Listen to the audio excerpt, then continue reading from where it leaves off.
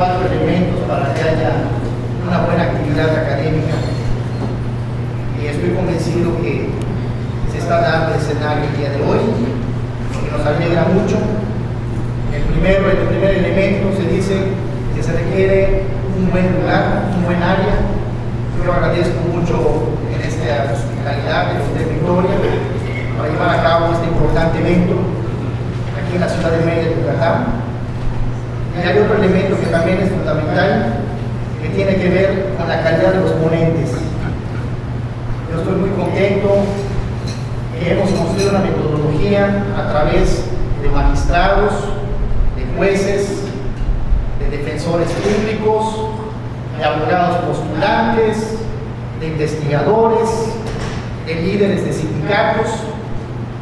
Es decir, tenemos a los elementos para poder hablar con profundidad sobre aspectos relevantes de la reforma judicial. El tercer elemento también lo tenemos. ¿Por qué? Porque tiene que ver con los contenidos. La reforma judicial es muy extensa y tenemos poco tiempo. Vamos a ponerle mucha atención a los aspectos relevantes que van a comentar todos los ponentes que tenemos el día de hoy, que tienen algo seguramente que importante dejarnos en la mesa. El cuarto elemento, sin ser menos importante, al contrario, es la calidad de las personas que se encuentran hoy reunidas, que lo son todos y cada uno de ustedes, que sin ustedes no hubiera sido posible este evento. Desde luego agradecido y muy contento de que nos estén ya transmitiendo en todas las redes sociales, y este evento desde luego va a llegar a todo México y a todo el estado de Yucatán, en el marco de la celebración del Día del Abogado. La verdad, mi reconocimiento más profundo para todos los abogados. Estamos impulsando potenciar la república, consolidarla. Necesitamos un Estado de Derecho que impere la justicia y la paz social. ¿Cómo va a estar la dinámica? Porque la verdad nos llevó tiempo construir cómo vamos a llevar a cabo este conversatorio, el formato conversatorio. Pues vamos a concederles una primera uso de la palabra a cada uno de los ponentes para que dentro de 5 minutos nos aborden qué tenemos en el Poder Judicial. Como bien pueden ustedes mirar ahí en la lona, ¿qué tenemos en el Poder Judicial? Para esto hemos diseñado una pregunta que tiene que ver con el análisis FODA. ¿Cuáles son las fortalezas, las oportunidades, las debilidades o las amenazas? Para que en un segundo momento se le conceda el uso de la palabra a los ponentes para que nos hagan referencia a qué Poder Judicial queremos. Y ahí pueden ustedes libremente, sin censura alguna, expresarse sobre algún aspecto importante del contenido de la reforma. Ahí pueden ustedes profundizar. Y vamos a tener un último momento, que es la conclusión o la despedida, que vamos a darnos 2 minutos para esta etapa. Yo sí les voy a pedir encarecidamente que voy a controlar los tiempos, porque a veces como nos llama la atención el micrófono y nos apasionamos, ¿no? Terminamos y eso sí nos va a llevar como unas 5 horas tranquilamente. Entonces vamos a llevar el control con el tiempo para que realmente lo expresemos en 5 minutos cada vez que se desee el uso de la voz. Quiero agradecer a los ponentes que nos están acompañando, como yo los había comentado, en esta uso de la palabra. Se encuentra con nosotros el magistrado Eolo Molina, que todos ustedes conocen, que no necesita presentación, que lleva más de 25 años de servicio en el Poder Judicial de la Federación impartiendo justicia, una persona de casa, yucateco, de hueso colorado, y la verdad muy contento y nos honra que hace poco le dimos un reconocimiento por sus años de servicio, de entrega a la impartición de justicia, y la verdad quiero cederle los micrófonos para que el maestro en Derecho, magistrado Eolo Durán Molina, nos exponga sobre estos primeros 5 minutos del análisis del foro.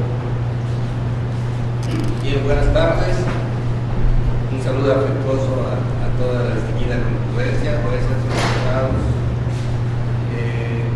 colaboradores del Poder Judicial de la Federación y otros funcionarios locales. Agradecido mucho por su presencia y un saludo a todos aquellos que nos acompañan en la transmisión que se anunció en momentos anteriores. ¿Qué poder judicial tenemos? Es la pregunta. La impartición de justicia constituye un pilar de la República, fundamentalmente porque la resolución de los conflictos que se plantean en el ámbito social resulta ser una necesidad de la vida colectiva. Los gobernados requieren de una efectiva tutela jurídica que implique el cumplimiento efectivo y real de las normas jurídicas para satisfacer los fines del derecho. Cito al jurista uruguayo Eduardo Couture cuando dice: los fines del derecho no consisten solo en la paz social. El derecho procura el acceso efectivo a los valores jurídicos. Además de la paz, son valores esenciales en la actualidad. La conciencia del mundo occidental, la justicia, la seguridad, el orden, cierto tipo de libertad humana. La tutela jurídica en cuanto a efectividad del goce de los derechos supone la vigencia de todos los valores jurídicos armoniosamente combinados entre sí. Fin de la cita. Los tribunales de la Federación han tenido históricamente la encomienda de conocer del juicio de amparo. Sus titulares, es decir, ministros, magistrados y jueces de distritos, así como todo el personal de dichos órganos, realizan tan elevada encomienda, sin dejar de mencionar que en la actualidad, a raíz de las reformas en materia penal, mercantil y laboral, existen jueces de distrito que conocen de los procedimientos ordinarios, así como magistrados que integran los tribunales de apelación. Todos ellos regidos por los principios que rigen la carrera judicial previstos en el artículo 100 de nuestra Constitución vigente, que son la excelencia, objetividad, imparcialidad, profesionalismo, independencia y paridad de género. Se requiere para acceder a los cargos de juez de distrito o magistrado de circuito de exámenes rigurosos que contemplan dos etapas. Primera, donde los aspirantes presentan un examen de conocimientos que se realiza por escrito, que se relaciona con la plaza que se concursa. Luego pasado ese filtro, los seleccionados de acuerdo con la convocatoria pasan a una segunda etapa en la cual los aspirantes resuelven un caso práctico que consiste en la redacción de una sentencia y por último deben presentar un examen oral público. Este método de selección implica el cumplimiento de los fines de la carrera judicial, cuyo significado esencial es que lleguen a estos elevados cargos los que estén mejor preparados para el desempeño de la función.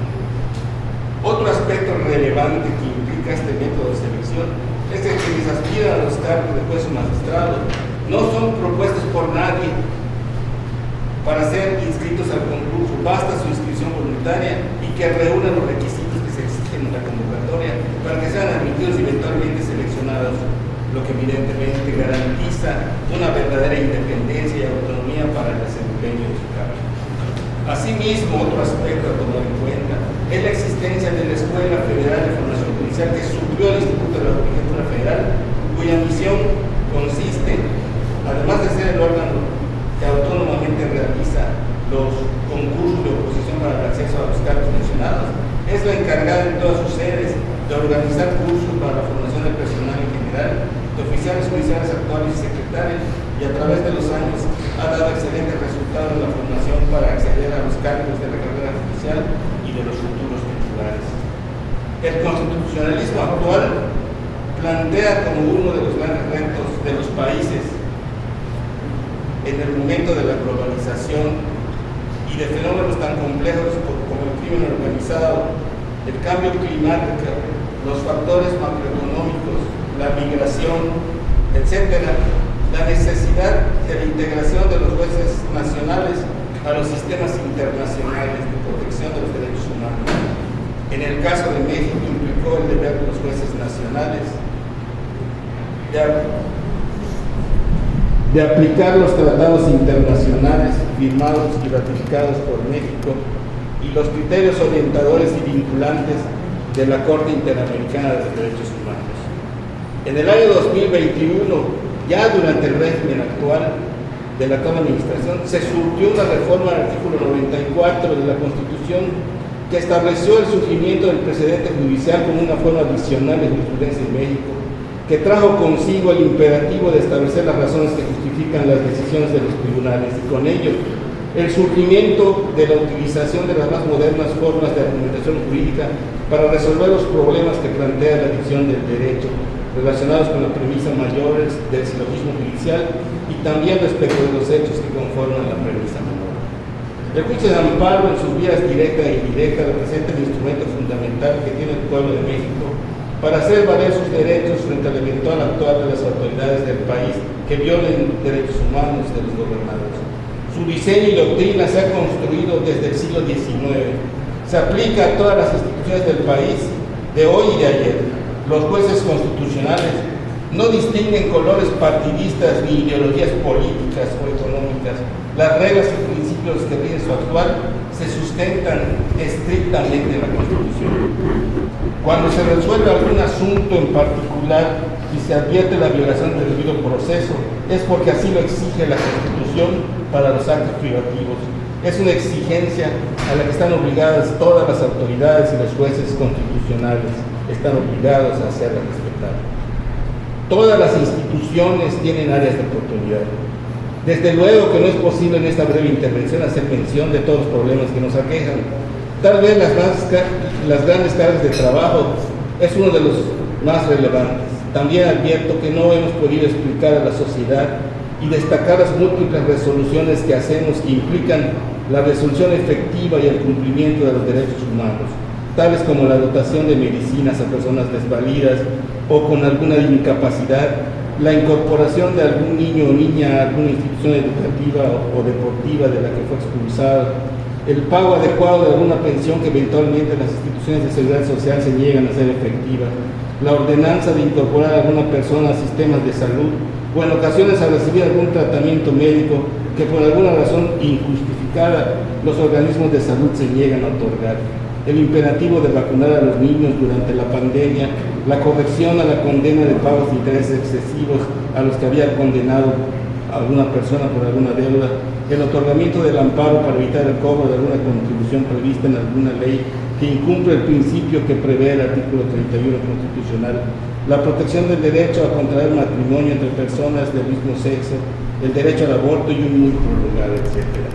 En los últimos años nos hemos concentrado con todo ahínco y con todas nuestras fuerzas y capacidades para el cumplimiento del deber para hacer realidad la teleología de los principios que rigen la carrera judicial.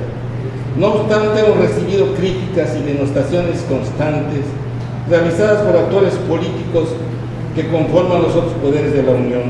Críticas que, si bien no son limitativas a los actuales funcionarios, en este lapso han sido reiteradas a veces con la utilización de un lenguaje que podría ser ubicado como discriminatorio y que se generaliza para los titulares de los órganos jurisdiccionales de la Federación, que han sido mayoritariamente infundadas. Se han utilizado para ellos diversas falacias para calificar nuestro desempeño. Debo decir que tal comportamiento sí causa una afectación en el ánimo de nuestro personal y de los propios titulares por considerar que somos tratados con injusticia. Sin embargo, tenemos la plena convicción de que el cumplimiento de nuestra labor, basado en los principios que rigen la carrera judicial, es la prueba indiscutible de la limpieza y transparencia de nuestra institución. Me parece oportuno terminar haciendo mención de que la iniciativa de reforma plantea en el ámbito del nombramiento de todos los jueces del país la utilización de un método de elección popular directa y al mismo tiempo la destitución de todos los actuales que hemos sido nombrados legítimamente, considerados además jueces convencionales, destitución que se prevé sin razón justificada alguna. Ante ello, si la pretensión de corrección de la que adolece la iniciativa de reforma, lo cual es inaceptable para una norma de carácter constitucional, cuyo contenido debe ser prístino, precisamente por tratarse de una norma suprema de nuestro país, Resulta muy difícil predecir desde ahora lo que habrá de resolverse finalmente. Y en la víspera de tal acontecimiento, solo cabe esperar que el pueblo de México, por medio de sus representantes en el Congreso, pueda apreciar esa sinrazón y que nunca deje de ser realidad la frase que se aprecia escrita en la entrada de los tribunales de la Federación, que proviene de los padres fundadores de la patria, que reza: que todo aquel que se queje con justicia tenga un tribunal que lo ampare y proteja contra el arbitrario. Muchas gracias.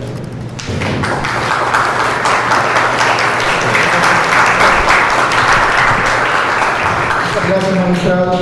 Bueno, pues estamos haciendo referencia, estamos en la iniciativa de reforma al Poder Judicial en México y transmitiéndolo desde el estado de Yucatán. Recapitulando, estamos haciendo referencia el Ejecutivo Federal en México, recordemos, el 5 de febrero del 2024, presentó a la Cámara de Diputados un paquete de iniciativas constitucionales y reformas secundarias, dentro de las cuales se encuentra la iniciativa que reforma, adiciona y deroga diversas disposiciones de la Constitución Política de los Estados Unidos Mexicanos en materia de reforma del Poder Judicial.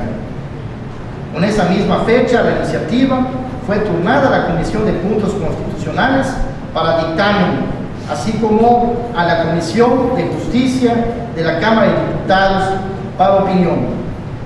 Va a ser muy importante que el resultado de este conversatorio, desde luego, como está trazado en el proyecto, lo vamos a dirigir a la directiva, a la comisión de la mesa directiva de puntos constitucionales del Congreso de la Unión y desde luego a la Comisión Nacional de los Tribunales Superiores de Justicia, a los efectos legales de cada lugar. Pues quiero agradecer la presencia del licenciado Meléndez Rodríguez, Carlos Enrique, presidente del Frente Universitario del Parque de las Américas. Muchas gracias, que se encuentran aquí con nosotros. Muchas gracias.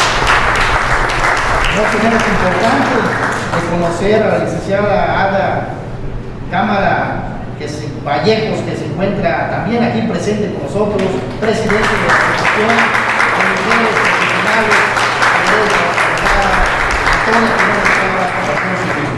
ahí vamos a ir comentando y saludando a todos los que nos están acompañando en esta bonita tarde. Vamos a darle turno a la juez, porque desde luego la iniciativa impacta a magistrados, pero también impacta pues a jueces, y se encuentra nada más y nada menos que una queridísima amiga, la doctora Fabiola Rodríguez Zurita.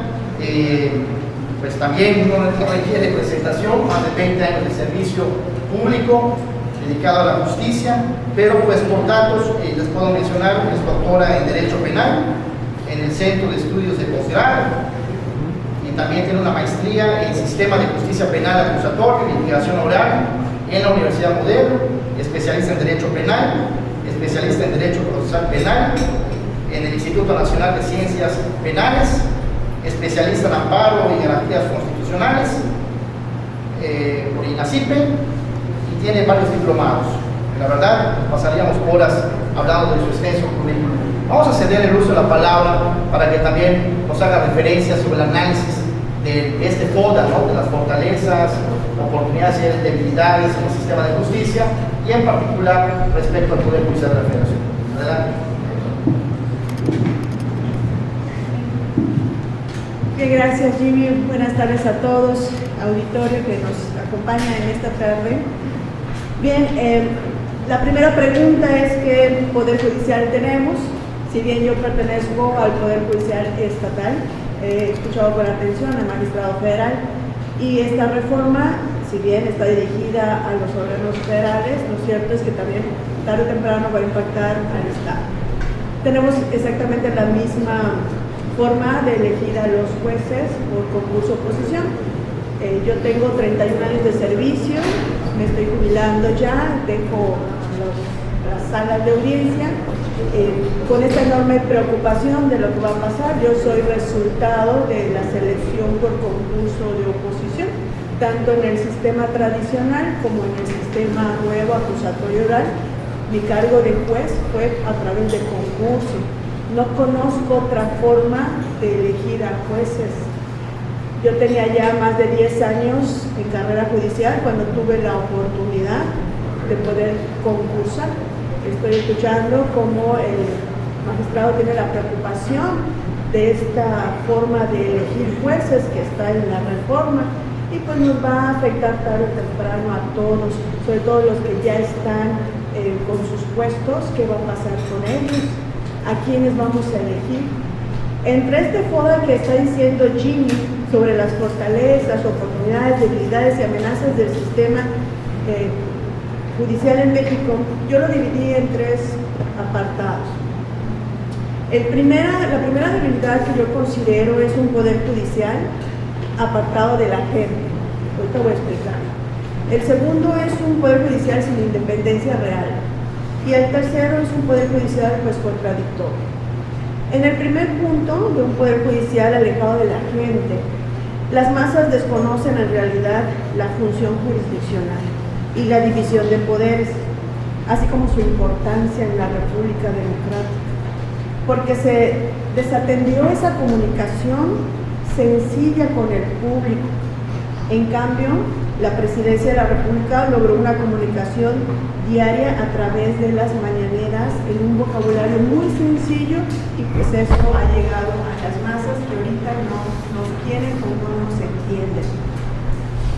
En el segundo punto, sobre la independencia judicial, pues todos estamos conscientes de que hay 3 poderes, el poder ejecutivo, judicial y legislativo.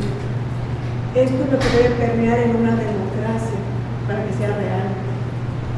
Sin embargo, el Poder Judicial, al menos el local, por supuesto, tiene una independencia, en teoría, tanto económica como de organización. Sin embargo, todos nosotros, al menos los que estamos más en edad, supimos de los 75 años que tuvo el partido PRI, con una hegemonía en los poderes, y que ahora pues vamos a volver a experimentar, parece que la historia se repite, ¿no? Pero ahora con un partido político de Morena que quiere ocupar los 3 poderes en uno solo. Eso, o sea, a todas luces es una tiranía disfrazada de democracia, ¿no? Y en el tercer punto, un poder judicial contradictorio, pues tenemos que nosotros los juzgadores impartimos justicia y bueno, un término que después explicaré también, que en mi opinión es más legalidad que justicia, pero dentro de la misma institución, al menos lo que está ocurriendo en últimas fechas, tal vez yo lo voy a enfocar más en el ámbito estatal, se han desobedecido las normas, se violan derechos humanos y laborales de las mismas personas que constituyen la institución. En vez de que nuestro Poder Judicial sea un ejemplo de una institución respetuosa de derechos fundamentales para cualquier orden social, para cualquier institución, para cualquier empresa, resulta todo lo contrario. Y eso genera falta de credibilidad y confianza en nuestras masas, en nuestro público, en la propia institución, los propios colaboradores, los propios operadores no están siendo tratados con evidente justicia en los derechos humanos, pues, ¿qué podemos permear en la sociedad, ¿no? La misión de los poderes judiciales pues, es impartir justicia, como muy bien dijo el magistrado. Aquí es donde voy a establecer el punto de vista respecto a la concepción de la justicia. Cada quien tendrá, como lo es con los conceptos subjetivos como el amor, una definición, y como pasan los juicios, quien gana va a decir que se hizo justicia y quien pierde pues va a decir que no se hizo justicia, ¿no?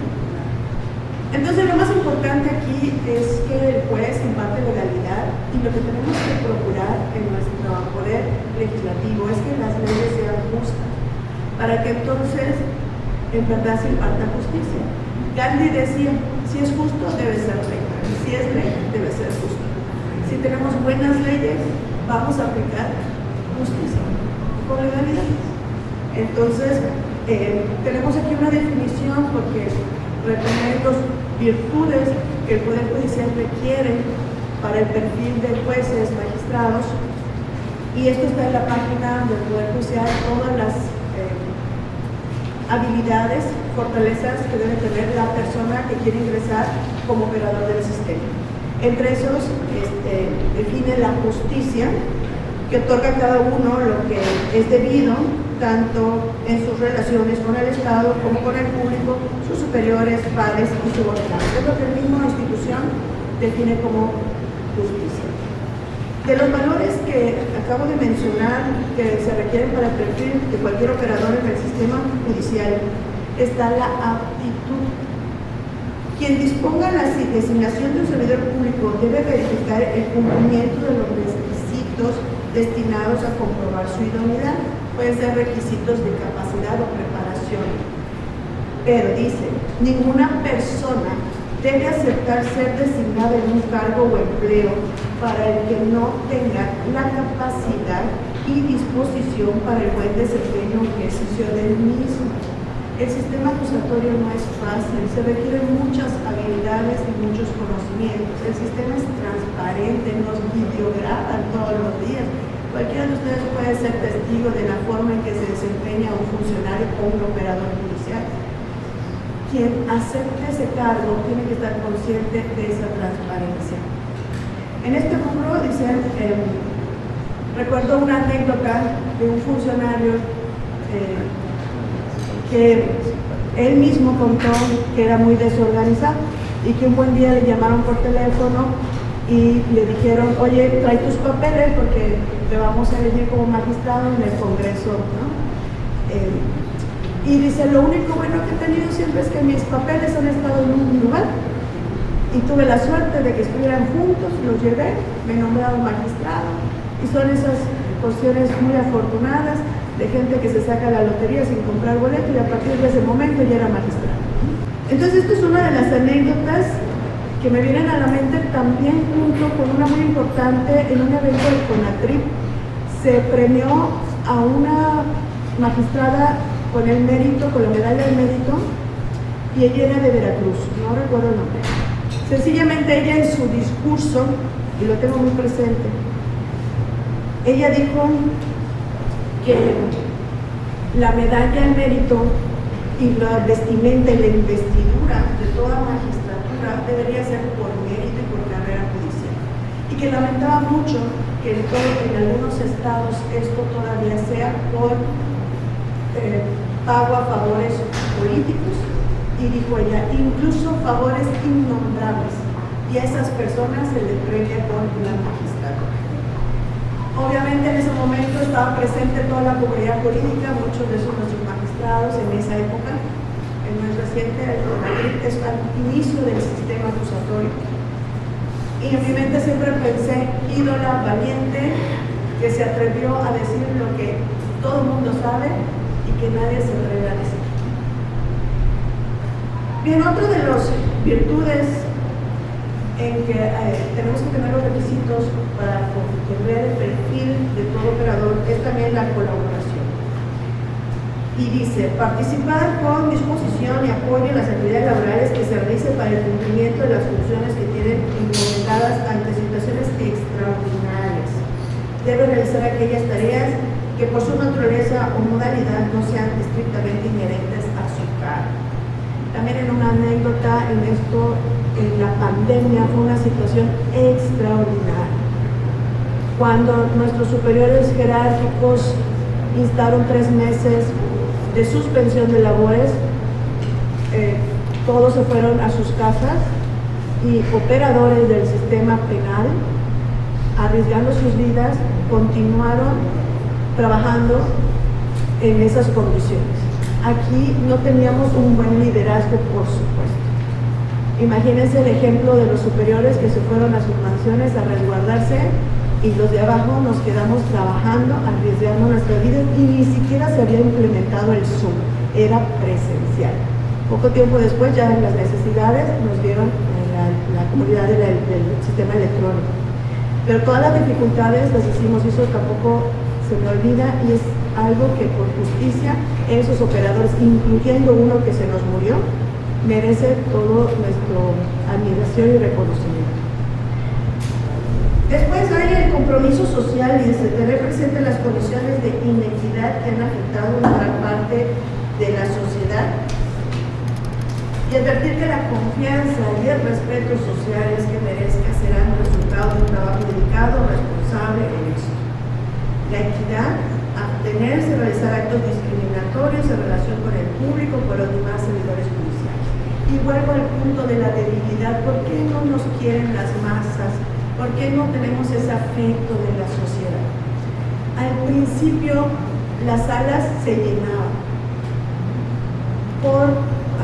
a veces eran asuntos de alto impacto y teníamos salas llenas. Empezaron a tener estos criterios de selección de las personas de etiqueta en vestimenta.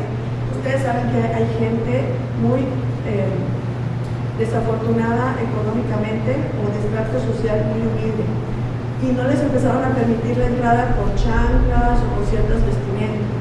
Obviamente esa gente no regresa y eso es parte de lo que también hemos alejado, tal vez sin querer, a la sociedad para que se entienda la función que realizamos.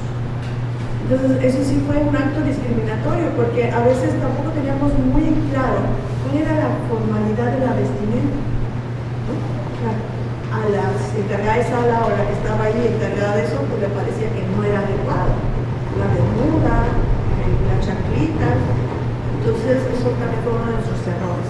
Ahorita nuestras salas están sin público, ausentes de interés social.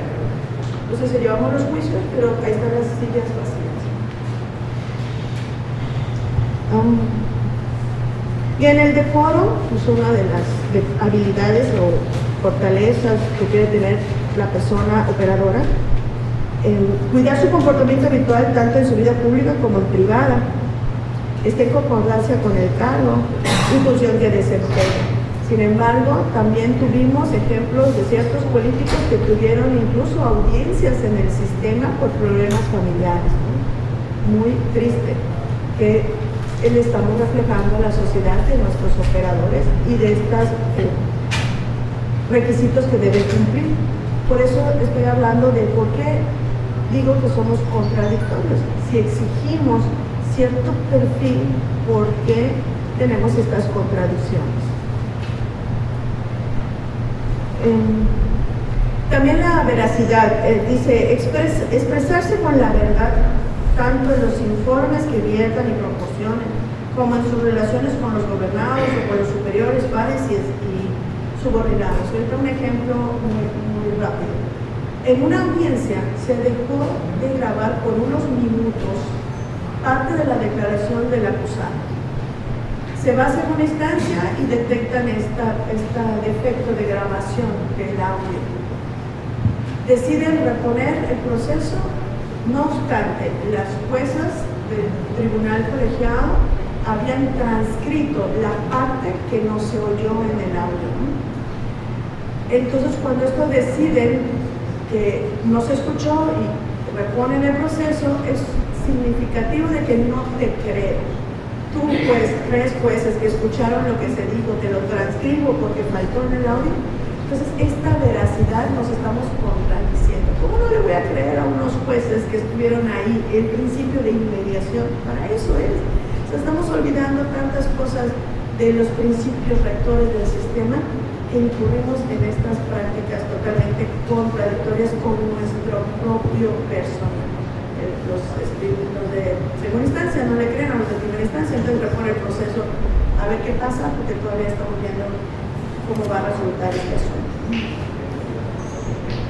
Objetivos estratégicos en la impartición de justicia, y aquí por supuesto está la carrera judicial. También está la comunicación del quehacer judicial. En este rubro, recuerdo al inicio del sistema, yo fui pionera, yo llevé el primer juicio. Teníamos un encargado de comunicación social. Ella era reportero. Se le contrató para que efectivamente pudiera comunicar a la sociedad estas nuevas audiencias. Era tan profesional que incluso estudió Derecho. O sea, tenía 2 carreras para poder transcribir y comunicar lo que pasaba en las salas de audiencias, en los juicios. Y no quería fallar, nos los mandaba. Por ejemplo, si yo fui presidenta del juicio, me lo mandaba, revisa por favor Fabi el comunicado que voy a mandar a todos los medios de comunicación para ver si la noticia, la información es correcta. Entonces, cuidar esa comunicación diaria, asertiva y fidedigna, porque a veces yo he leído notas periodísticas que no tienen nada que ver con lo que en realidad pasó en la sala. Entonces, estamos perdiendo esa oportunidad de que el público nos entienda, nos quiera y nos comprenda y esté informado de manera sencilla, en un lenguaje coloquial, de la importancia de nuestras funciones. Ya para terminar con esto. Bien, en cuanto a estas fortalezas que no podemos permitir que se conviertan en debilidades, hay personas excelentes. Yo era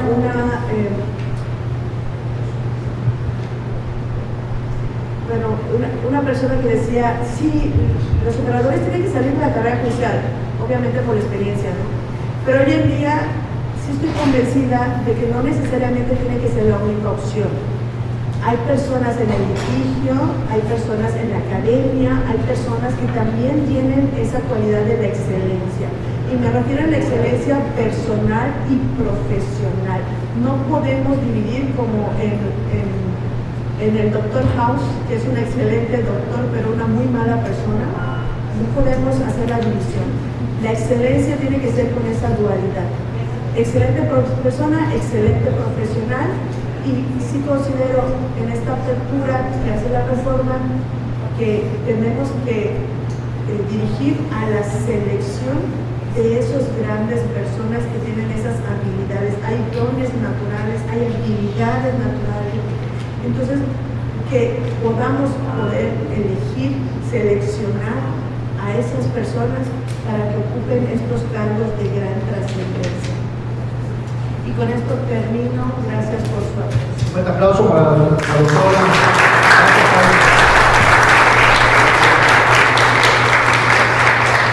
Gracias. Y también agradeciendo la presencia del licenciado Abdala, Delgado Elías, el secretario de Vinculación Ciudadana de la Asociación Civil del Frente Universitario del Parque de las Américas. Nosotros, en su presencia, el doctor José Luis Nicol Gómez. También muchas gracias, doctor. Desde luego agradeciendo a Gilberto Castro, el maestro que se encuentra aquí con nosotros en la Universidad Vizcaya, en clases en la Universidad de la Docencia, licenciatura muchas gracias, doctor, por estar aquí con nosotros. El licenciado Carrillo Flores Patricia, gracias, licenciada, por estar aquí con nosotros. Bueno, vamos a continuar. Fíjense que aquí, como ya escuchamos al magistrado, ya escuchamos a la juez con sus importantes apuntes, no es menos importante la parte del abogado, porque es el abogado que inicia la construcción del proceso. Ustedes bien lo saben, la diligencia y la pericia de los abogados, de las partes, puede determinar la suerte de un juicio. Si es que no plantean y demuestran la acción, se equivocan en la vía o omiten ofrecer pruebas, buenos recursos, y en el juicio de amparo no impugnan adecuadamente los actos que perjudican a la parte que representan o con la cual abogan. Por ello, nos honra con su presencia el doctor en Derecho Rodrigo Ortiz El Cure, que les voy a leer unos datos curriculares. Es licenciado en Derecho, especialista en el Sistema Integral de Justicia Penal para Niñas, Niños y Adolescentes, maestro en Derecho Constitucional y Amparo y doctor en Derecho Penal. Docente con más de 200 cátedras en licenciaturas, maestrías y doctorados en diversas instituciones académicas, entre las que se destaca la Universidad de Anáhuac, Universidad del Valle de México, Universidad de Vizcaya, Universidad Latino, entre otras. Director del Corporativo Jurídico Ortiz y Asociados, Sociedad Civil, director general de las asociaciones para la igualdad de las mujeres y hombres y una cultura de la paz. Fue el defensor general del Estado de Yucatán, siendo la máxima autoridad en la presentación del Servicio de Defensa Pública, así como la organización y funcionamiento del Instituto de Defensa Pública del Estado de Yucatán, con las materias penal, adolescente, civil, mercantil, familiar, administrativo y temas de amparo. Bueno, ¿qué les puedo yo comentar? Es un gran amigo, creo que es la mayor de las credenciales. Deseo los micrófonos. Muchas gracias. Muy buenas tardes a todos. Saludo a todo el gremio de profesionistas que se encuentra presente y en particular a los operadores de justicia, a los que les manifiesto todo mi respeto. Es un honor para mí estar el día de hoy acá para discutir las problemáticas legales de la reforma judicial. También de igual manera, y si me permite, estimado presidente, saludo al contador público Diego David Getspech, quien se encuentra en representación de la diputada Estefanía Maestra Martínez.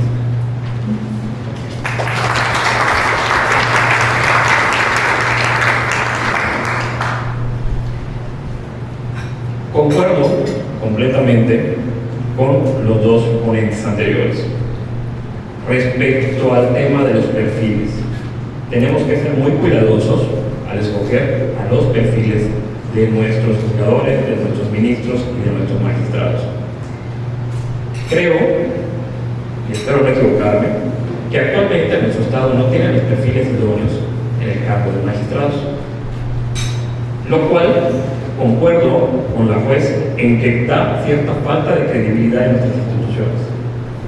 Por lo mismo, actualmente la ciudadanía no conoce las funciones del Poder Judicial, no conoce quiénes son sus jueces, el distrito en el que viven, cuántos distritos hay, dónde están los juzgados, dónde están, no tienen que ver, pero de igual manera, dónde están los ministerios públicos, lo cual hace que el día de hoy actualmente tengamos una falta de credibilidad social de nuestras instituciones y un desconocimiento total de las labores de los mismos.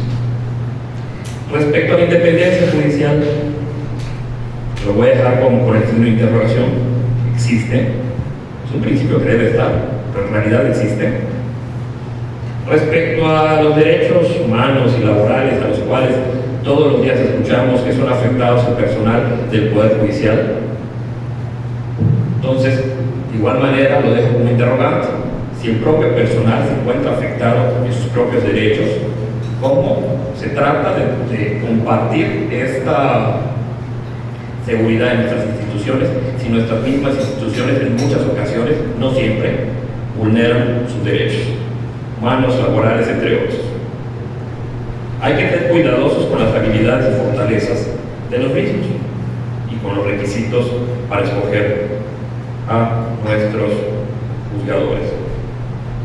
La tesis central de la reforma judicial propuesta por el presidente Andrés Manuel López Obrador se basa en la necesidad de transformar profundamente el sistema judicial de nuestro país para que sea más justo, accesible, eficiente, transparente y libre de corrupción. Esta transformación se considera esencial para fortalecer el Estado de Derecho, garantizar la igualdad ante la ley y recuperar la confianza de la ciudadanía en las instituciones judiciales. Eso contiene la iniciativa de reforma. Y la tesis principal tiene varias temáticas que se abordan con meridiana claridad de la misma.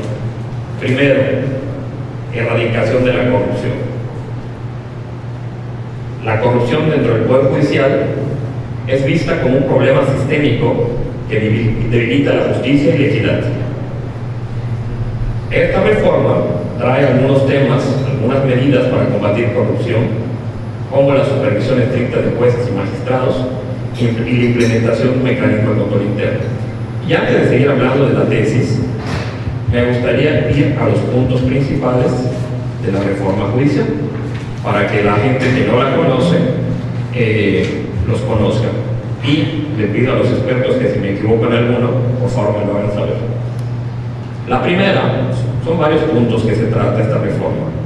La primera habla de la elección popular de ministros, magistrados y jueces. Estamos hablando de materia federal, sin embargo, tarde o temprano, esta reforma va a permear en las instituciones estatales de todo México. Habla de que en el 2025 se va a renovar en una elección a todo el Poder Judicial. Y posteriormente se va a renovar de manera escalonada cada 3 años en las elecciones federales ordinarias. Jueces, magistrados y ministros en función podrán participar en la elección y ser ratificados para un nuevo periodo. Se va a reformar al Consejo de la Judicatura Federal. Se va a sustituir por 2 órganos técnicos, en teoría autónomos. Se trata de darles autonomía. Un tribunal de disciplina judicial responsable de investigar y sancionar a ministros, jueces y magistrados y al personal judicial por actos contrarios a la ley. Y un órgano de administración judicial responsable de las funciones administrativas de carrera judicial y de control interno. También se trata de que la integración y el funcionamiento de la Corte, de la Suprema Corte de Justicia de la Nación, se reduzca en el número de ministras y ministros de 11 a 9, así como del periodo de encargo, que de 15 años pasa a ser de 12 años. Según la propuesta, se va a eliminar 2 salas. La Corte solo va a sesionar en pleno y deberán ser públicas sus sesiones. Se propone la eliminación de la pensión vitalicia para actuales y futuros ministros y que no puedan recibir una remuneración mayor al tope establecido para la presidencia de la República. Y muchos tienen la duda de cómo se van a elegir a todas estas personas. Vamos a hablar de los ministros. Se propone que sean candidaturas igualitarias y paritarias. El Senado tiene que ser el órgano que vigile que se cumpla con la ley. El INE debe organizar la elección, el cómputo de votos y anunciar los resultados. Algo que me llamó mucho la atención es que no va a haber financiamiento público ni privado para las campañas de las personas, de los candidatos a ocupar los puestos judiciales. Pero habrá tiempos en radio y televisión para que puedan difundir sus propuestas y sus perfiles. Así como de que no habrá participación de partidos políticos ni proselitismo en favor o en contra de ninguna candidatura. En meridiana claridad, eso es de lo que trata la reforma. Le digo a los expertos que si me equivoco en algo, que por favor me lo aclare, pero es lo que pude entender de la misma. Regresando a la tesis de qué hizo la exposición de motivos y cuál es la idea, el espíritu de la ley o el espíritu de esta reforma, tiene que ver con la erradicación de corrupción, acceso universal a la justicia. Habla de que existe una brecha significativa en el acceso a la justicia, especialmente para los grupos más vulnerables. Esta reforma, el objeto es que se garantice que todos los ciudadanos, independientemente de su condición económica o social, accedan a una justicia pronta y expedita. También se le dan plazos en materia fiscal y penal, si no me equivoco, para resolver todos los asuntos. Se trata de que exista independencia y autonomía del Poder Judicial, de quitarle este poder a los políticos, de nombrar a los ministros, en los estados, estamos hablando de los magistrados, y que sean elegidos por el pueblo. Hay que cuidar mucho de los perfiles. Y ahorita vamos al tema de los perfiles. Capacitación y profesionalización del Poder Judicial también es algo de lo que habla esta reforma, que incluye programas de capacitación continua y evaluaciones de desempeño para mejorar la calidad y eficiencia del servicio judicial. Y me gustaría dejar un tema sobre la mesa. No he encontrado qué tal si el juez, ministro o magistrado se encuentra haciendo una labor no correcta, si le podemos aplicar una especie de revocación de mandatos, porque eso se tendría que incluir. Transparencia y rendición de cuentas. Existe opacidad en el funcionamiento del sistema judicial según la reforma, que genera desconfianza y permite la corrupción, y se trata de que exista mayor transparencia mediante publicación de sentencias, auditorías periódicas y mecanismos claros de rendición de cuentas. Sobre la modernización del sistema judicial, habla de que el uso de tecnologías digitales y la modernización de la infraestructura son esenciales para agilizar los procesos y mejorar la eficiencia. Se tiene que digitalizar expedientes e implementar plataformas tecnológicas para la gestión judicial. Actualmente a nivel federal y está totalmente electrónico. Podemos acceder a la plataforma electrónica y gestionar casi todo el expediente. Es una labor que hace falta en el Poder Judicial Estatal, que se tiene que trabajar y mucho. Ya habíamos avanzado con el tema de las audiencias en Zoom. Ojalá que ese tipo de tecnología permanezca. Respecto a la promoción y protección de los derechos humanos, que es otra de las tesis de esta reforma, habla de que el respeto y promoción de los derechos deben ser pilares fundamentales del sistema judicial. Esta reforma, en su tesis, se trata de asegurar la implementación de normas y prácticas que garanticen los derechos humanos y la dignidad de todas las personas. Exista una revisión y actualización de códigos y normativas, entre otros temas. ¿Cómo vamos de tiempo, presidente? Bueno, todavía tenemos otra intervención, quiero platicar otros temas más. Yo creo que por acá, ya con esto ya es lo que se entiende más o menos de lo que estamos. Nada más, ¿cómo está el Poder Judicial actualmente? Bien, en algunos casos, se requiere mejorar en otros. Me ha tocado caminar, me ha tocado investigar el tema a fondo, me ha tocado incluso participar en asambleas públicas y preguntarle a la gente. Y la gente se me ha acercado y me dice, no conozco dónde está el juzgado, no conozco quién es mi juez, a qué distrito pertenezco, si soy de Canacín tengo que ir a Mérida, ¿dónde tengo que ir? Insisto, este tema fue abordado muy claramente por la juez Fabi en el tema de que la gente necesita saber cuál es la protocolo, dónde está, cuáles son las funciones. Si se requiere acercar, que el Poder Judicial se acerque a la sociedad.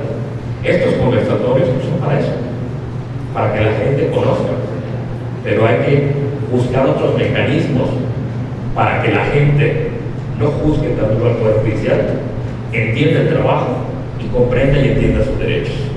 Por acá voy a dejar mi intervención por el momento para seguir platicando la siguiente. Pues un fuerte aplauso para el doctor.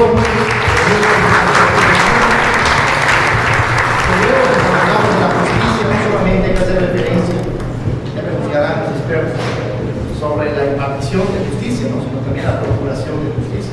Técnicamente es un andamiaje que se construye desde los ministerios públicos. Bueno, agradeciendo también la presencia de la juez Rivas, Buenfil Manicera de Jesús, que veo por acá. Muchas gracias.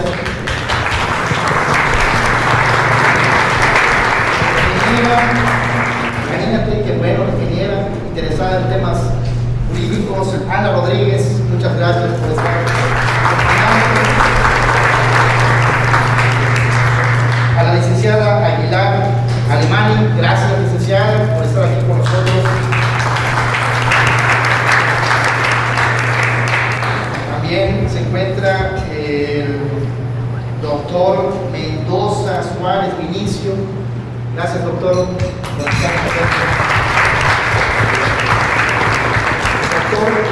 Moreno Paul Pedro Pablo. Gracias, doctor. Miembros del Colegio de Posgraduados en Derecho, al igual que Ojeda Domínguez, Claudia del Carmen. Gracias, Claudia.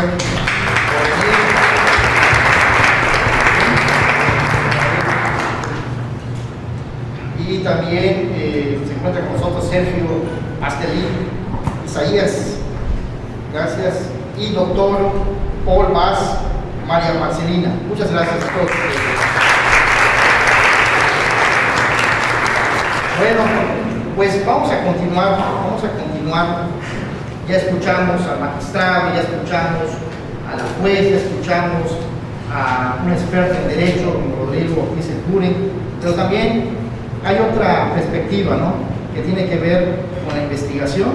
La República Mexicana tiene raíces nobles y generosas, desde los principios de libertad, igualdad y fraternidad, con la filosofía de la razón que ilumina al hombre en sociedad. Con esas palabras quiero ceder los micrófonos a un experto en investigación que tiene publicado varias obras de derecho en el estado de Yucatán, nos llena de mucho orgullo. Cada día estamos haciendo más libros de derecho en Yucatán, me alegra, y Él es Mario Humberto Aguilar Pot, que tengo los datos curriculares.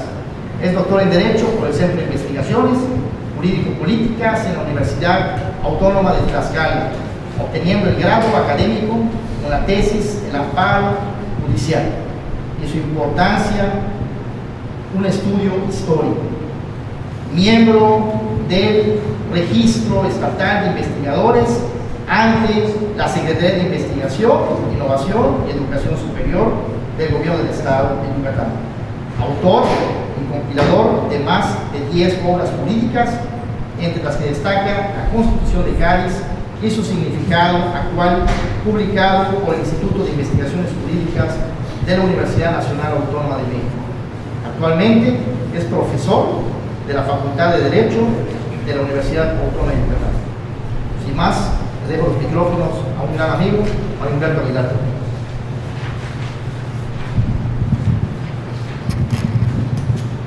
Pues muy buenas noches a todos, a todas. Agradezco la generosa invitación de Jimmy, presidente del colegio, y la verdad que pues me honra estar compartiendo la mesa con el magistrado Bono, que recordamos algunos eventos en el pasado, con la doctora Fabiola, bueno, todos amigos. Preparé algunas cosas con relación a mi intervención. Voy a salir un poquito de la formalidad para abordar algunas cuestiones que tienen que ver desde luego con la reforma judicial. Bueno, comenzaré diciendo si nuestra Constitución Federal tiene lo que se conoce como supremacía judicial. Partir de esta afirmación para ir construyendo el análisis que voy a hacer a continuación. Nuestro texto constitucional, que actualmente nos rige de 1917, no prevé la figura de la supremacía judicial, sino la supremacía constitucional, que es una característica política del texto que hace relación con el órgano que la crea, que es el poder reformador. Por lo tanto, al no tener supremacía judicial, existe la legitimación del Estado para poder modificar y extinguir la forma de designación de jueces y jueces en el país. Y esto vendría a generar una especie de mitología jurídica, porque pareciera ver que la justicia o la forma de designación de los jueces es intocable, y no es intocable. El segundo párrafo del artículo 39 de nuestro texto constitucional establece que el pueblo mexicano tiene el derecho de modificar su forma de gobierno. No voy a entrar a discusiones teóricas si el poder reformador se equivocó o no, está en la Constitución, y por lo tanto la legitimación que tiene el pueblo para poder decidir qué gobierno tiene, pues está totalmente justificado. Lo que está ocurriendo actualmente con esto que estamos discutiendo es producto de la historia. Nuestra primera Constitución de Yucatán, que se promulgó el 6 de abril de 1825, que justamente el próximo año cumple 200 años, y que se promulgó justamente el día de la Santa Cruz, estableció que los jueces se deben de elegir, y así fue, a través del voto popular. Don José Tiburcio López Constante, que asumió la gobernatura del Estado, que reemplazó a Antonio López de Santana después que huyó del país cuando se estaba consolidando nuestro Estado de Yucatán, estableció un decreto donde se proponía el nombramiento de los jueces a través del Senado local. El Senado estaba integrado por gente del gobierno, por la ciudadanía, y el Congreso hacía una especie de elección, pero al final del día el pueblo participaba en la designación de los jueces. Claro está que eso es un contexto histórico distinto, estamos hablando de la primera mitad del siglo XIX y las cosas son totalmente diferentes actualmente.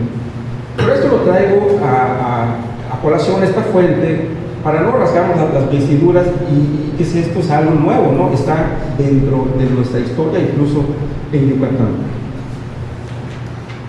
Hablamos mucho de la carrera judicial, que eso es positivo, Pero hoy día Yucatán no tiene una ley estatal de carrera judicial.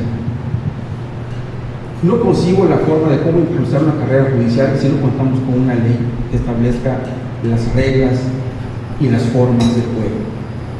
Y nos preguntamos, ¿y en qué se apoya el tema de la carrera judicial? En los decretos del Consejo de la Judicatura del Estado. Y ya lo decía Ricardo Guastini, hay leyes formales, leyes materiales, y lo que emite el Consejo es una ley material, porque no sale del Congreso.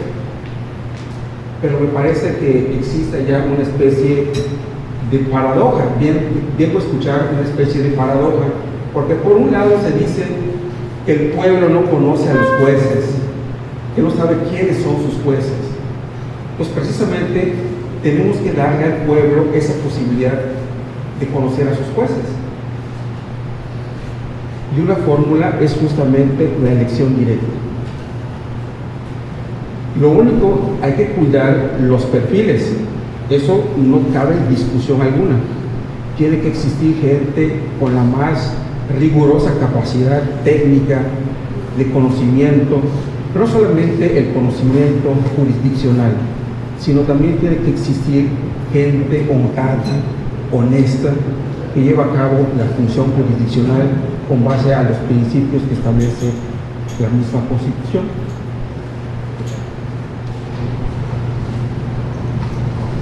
En ocasiones nos surgen algunas dudas, por ejemplo, si esta propuesta de iniciativa trastoca el principio de independencia judicial. Yo pondría el tema sobre la mesa para discutir con la siguiente pregunta: ¿de qué independencia judicial estamos hablando? Porque hay independencia personal, que es la que se refiere a que los jueces no sean persuadidos para emitir sus resoluciones con algún sesgo a favor de alguna de las partes. Existe la independencia colectiva, la cual se refiere a la protección de la judicatura en su conjunto, que es el Poder Judicial, frente a los demás poderes constituidos. Pero también existe la independencia interna, que atiende a proteger al juez en lo individual frente al resto de la estructura de la judicatura. Entonces nos damos cuenta que existen adjetivos que son polisémicos, que son ambiguos, que asumen varios significados. Esto lo han comentado la filosofía jurídica.